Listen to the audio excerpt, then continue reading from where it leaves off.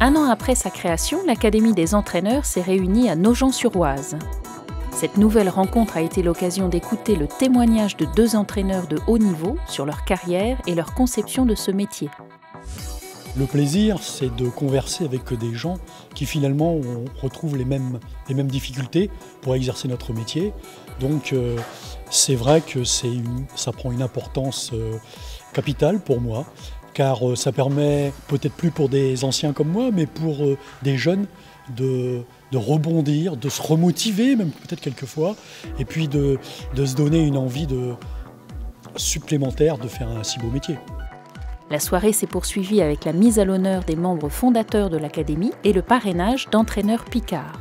Dans le sport notamment, on est en permanence dans la quête de la performance. Il me semble important que chacun ait un relais et puisse progressivement profiter de l'expérience de ses aînés ou d'autres personnes qui aient, vécu des choses importantes. Et pour moi, ce parrainage, il prend justement cette dimension, notamment au travers, dans notre sport, du bénévolat, de gens qui, plutôt que de s'occuper d'eux, vont transmettre des connaissances, des expériences pour le bien-être et la recherche de performance de leurs sportifs.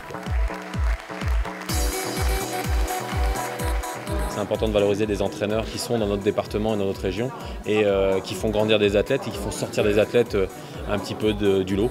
Et Christophe, il a cette façon de bien faire et une recherche qui est personnelle et il sait ce qu'il veut. C'est un sentiment d'une reconnaissance. On a des gens qui ont vraiment une grande carrière d'entraîneurs, qui ont un gros vécu, qui ont un passé, qui ont fait beaucoup de choses et de se retrouver là permet de voir que le travail accompli est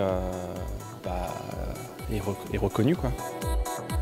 Le passage de témoin, c'est d'apprendre beaucoup de choses sur le haut niveau parce que de mon jeune âge, ça fait seulement 7 ans que je suis dans le métier, donc de voir le parcours des entraîneurs, des athlètes de haut niveau, de savoir leur parcours où on essaie de se situer un peu dedans. Donc d'une part, ça nous rassure et puis ça nous fait rêver aussi.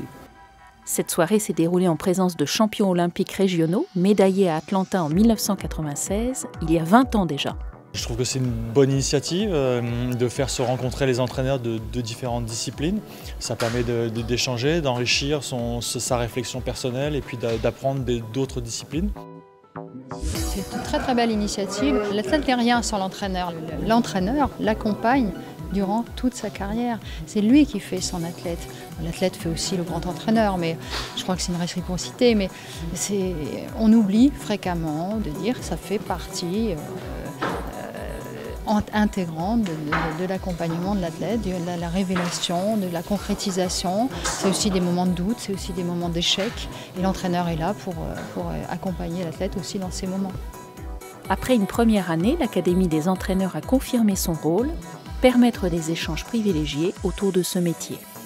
On est parti d'une idée, cette idée elle a fait son chemin, elle s'est un peu institutionnalisée et puis la voilà.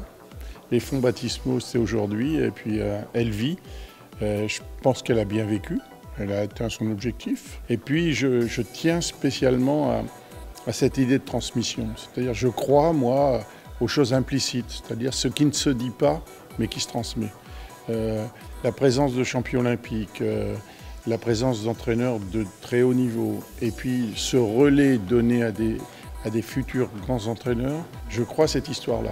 Cette histoire qu'on ne raconte jamais, mais qui me semble essentielle dans le sport français aujourd'hui.